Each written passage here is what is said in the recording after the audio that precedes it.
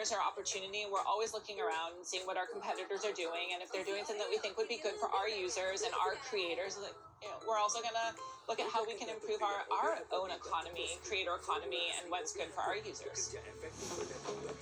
I think a lot of people, they talk about vaccine hesitancy and they blame social media. They say YouTube's not doing enough. One of the big things for us is to continue to work with public health experts to get their messages across. Bakteri penyebab bau tumbuh cepat. Tapi tenang, ada lain natural clean. Lawan becek dan bakteri. Laurier natural clean. Dengan 3 antibiotik kandungan siri antibiotik tersate. Sate dikenal sebagai antigen. Lawan becek bau dan bakteri Laurier Future Expert.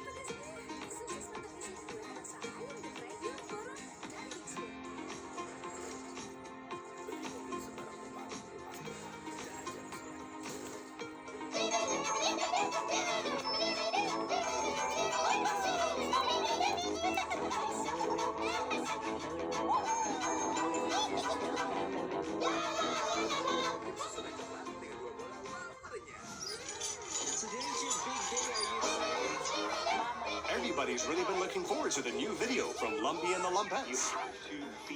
Even Lumpy. This tree house. You guys ready for the movie? See what we can do. Russell's a huge fan. He can't wait to tell all his friends about it. Discovery for information. Hey, Russell! You didn't create that video. You just copied someone else's content. Uploading someone else's content without permission could get you into a lot of trouble. It may be copyright infringement. Taking responsibility. Copyright is a form of protection for original works of authorship, including literary, dramatic, musical, graphic, and audiovisual creation. Copyright infringement occurs when a copyrighted work is reproduced, distributed, performed, or publicly displayed without the permission of the copyright holder or the legal right to do so. Even though YouTube is a free site, you can get in serious trouble for copyright infringement. You can be sued and found liable for monetary damages. You could lose your booty. Or worse, you could lose your YouTube account. You only get a few chances. If YouTube receives a valid notification of alleged copyright infringement from a copyright holder for one of your videos, the video will be removed in accordance with the law. You'll be notified via email and in your account, and you'll get a strike. If YouTube finds you're a repeat offender, you'll get banned for life. Creators, musicians, experts talk Here's an idea. Why not make your own video? How much do you internalize the criticism of YouTube's content? Do you take it personally? The decision. Uh-oh, you're making a video of Lumpy's live performance of his song, which is still protected by copyright. You still may not be able to upload it without permission. I care about how media is consumed by the next generation. Oh, Russell, your reuse of Lumpy's content is clever, but did you get permission for it? Mashups or remixes of content may also require permission from the original copyright owner, depending on whether or not the use is a fair use.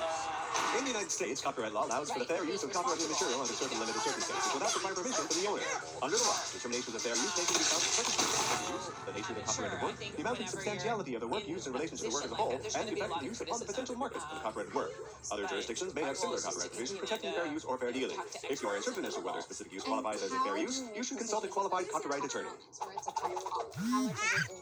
If someone copies your work after you posted it, you have the right to take it down. That when we have tough decisions, YouTube provides tools for rights holders to control the use of their content. We've made a concrete set of decisions beforehand. If someone takes down your video by mistake, or as a result of a misidentification of the material to be removed, there's a counter notification process for that.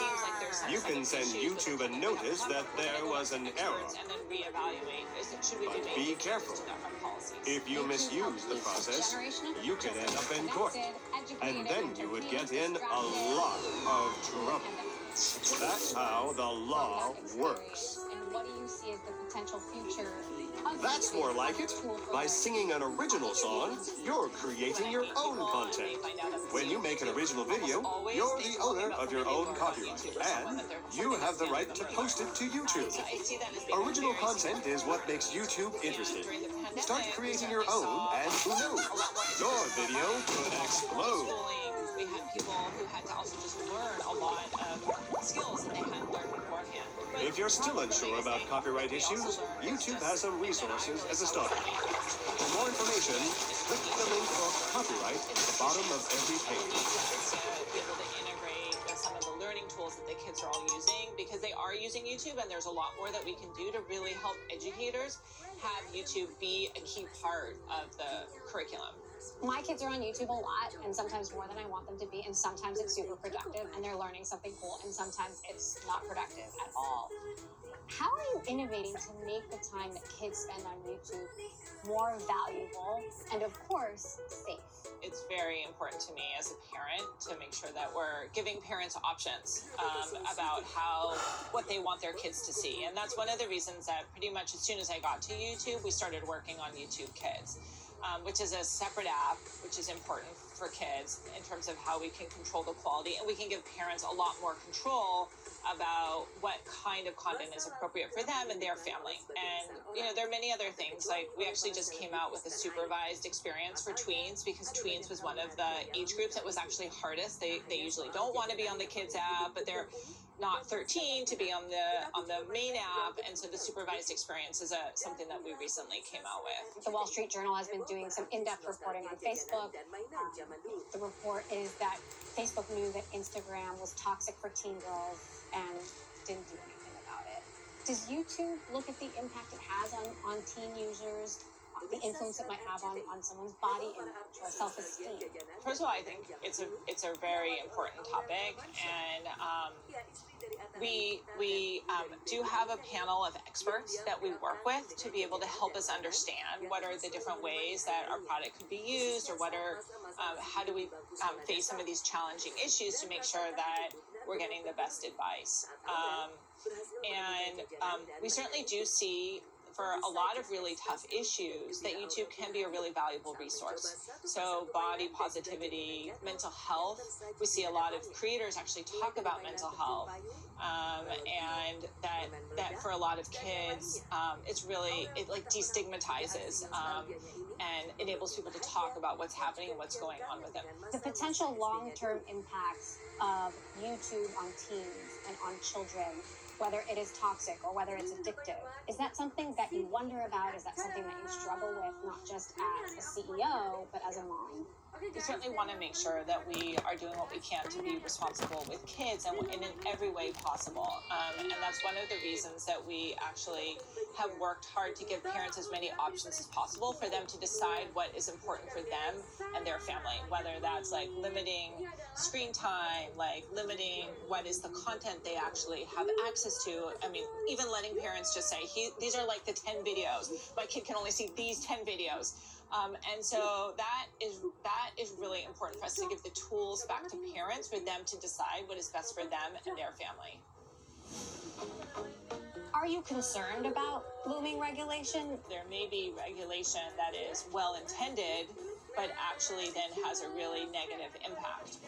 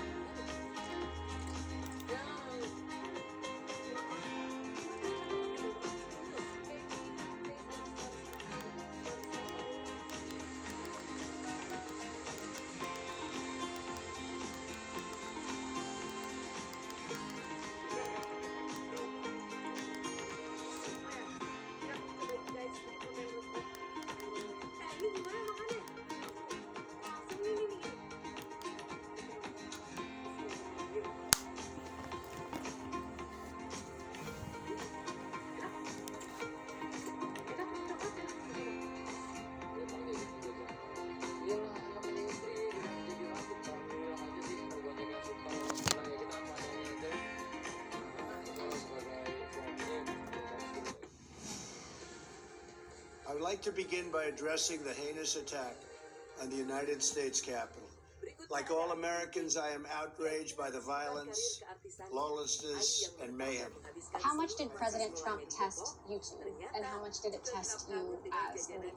Election integrity is something that we see incredibly important, and we've leaned into in every way we possibly can. We treat all public figures and all public leaders the same as we treat any individual, and so meaning that everybody is held to the same standards. And so we definitely held President Trump as we would hold all other presidents and all other elected officials to the same standards that we hold our creators and anyone else on YouTube. But was that difficult for you as the CEO of the company? I mean, that's like a big responsibility. I mean, yeah, it is difficult, but it is very important, and we also are global, so we're dealing with leaders from all over the world, and there were a number of leaders and there continue to be a number of leaders that post or that there's content that may be a violation of our policies, but we do hold a consistent standard across everything that we do. YouTube was the last platform to ban Trump, and you have said his channel will be reinstated when an elevated risk of violence has subsided. How and when specifically will you make that decision? Well, we'll make that decision based on a number of different factors, whether that is like events in the news, signals we're seeing from the government, and we'll certainly continue to evaluate that based on a large number of signals that we see. And will he ultimately be reinstated? I mean, we've stated that we will reinstate him when we believe that there is no risk to public safety or no public danger. Google just removed a voting app for Russian opposition leader Alexei Navalny. Yeah. The Russian government seems to be stepping up requests to take down content. You've talked in the past about your family history, your grandparents living behind the Iron Curtain, being concerned about censorship back then. And Russia has a huge YouTube audience. Yeah. How concerned are you about Russian government overreach? One of the things that is important to us at YouTube is the fact that we do enable so many voices and that we do enable people to express themselves and really celebrate the freedom of speech. And we certainly, that's a core value of ours. But when we work with governments, there are many things that we have to take in consideration, like whether it's like local laws or what's happening on the ground. And so there's always going to be multiple considerations that we're going to have to take into consideration. Navalny said that YouTube deleted a video, one of his videos. Was that at the request of the Russian government? We certainly get requests from governments, and we look and consider why are we getting the request, what's actually happening on the ground, and based on a whole bunch of different factors, we make a decision. So we don't always, those are not always requests that make sense for us to honor, but in certain cases, we will honor them in that country. The Biden administration seems to be targeting big tech. We've seen Mark Zuckerberg, we've seen Jack Dorsey now testify before Congress multiple times. And I've heard it said that YouTube is getting a pass. Do you think you should be up there testifying? Well, I think we do get a lot of scrutiny. I feel like there's a lot of scrutiny, and because YouTube is part of Google, Sundar has testified a number of different times and answered many different questions on YouTube. So I do believe there's a certain amount of scrutiny, and if I were ever asked to testify, I certainly would go and testify as well. You're one of the most senior women at Google, if not the most senior woman at Google. Google has faced a lot of scrutiny for how it treats women in recent years. How much progress do you think Google has made in hiring and promoting women across the company? And how much progress do you think still needs to be made? I see a really big effort across technology as a whole to be able to be more inclusive, and I think that is really positive. I've been a big supporter of it since the very beginning. And I mean, I think at Google there are many efforts, and there's a lot of work that has been done, and I'm sure there's a lot more for us to continue to do. And if you just look at the stats, you can see there are not enough women. We need more women in technology, and I think we have made a lot of progress, but it's still hard. It's hard to be. It's harder to be a woman in technology. It's harder to be a minority of any kind, and so I think there's still a lot of work for us to do. When we last spoke 5 years ago, I asked you about being a mom. You have 5 kids, and you said something that really stuck with me. You said being a mom makes me a better leader. I prioritize better. I see something growing fast, and I run towards that. If something's growing closely, I'm like, I don't have time for that. How has that management strategy played out for you? I think it's played out really well. I think it's been, prioritization is everything when you look at it, because we have a lot of opportunity. There's a lot of moving pieces, very dynamic environment. So if you can prioritize and say these are like the most important things to do, then you're going to get there faster. Larry and Sergey, how long do you plan to keep running YouTube? How long do you plan to stay at? As long as I have a mission that I believe in and the things that I'm excited about getting done. So I have a lot of ways that I see that YouTube can continue to grow. I have a lot of products and ideas and things that aren't yet released and things that we aren't yet doing. And I'm excited about getting those done. So I think if there comes a time where I no longer have a list of projects where I feel like I don't have that much more to add, then it'll be probably time to do something else. Would you throw your hat into the ring to be Alphabet's next CEO? Or if the board asked you, would you step up and do that? Well, I think Sunder's doing a great job. I'm very pleased.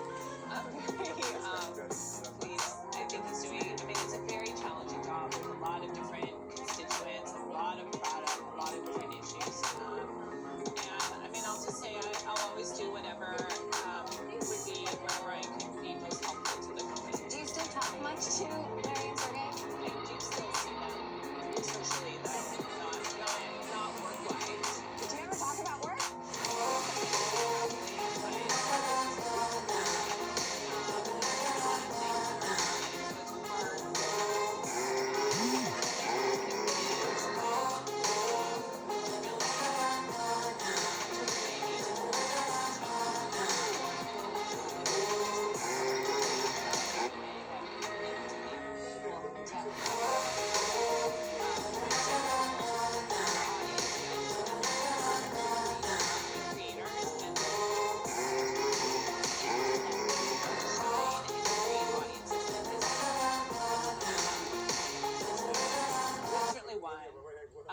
Continuing to grow that.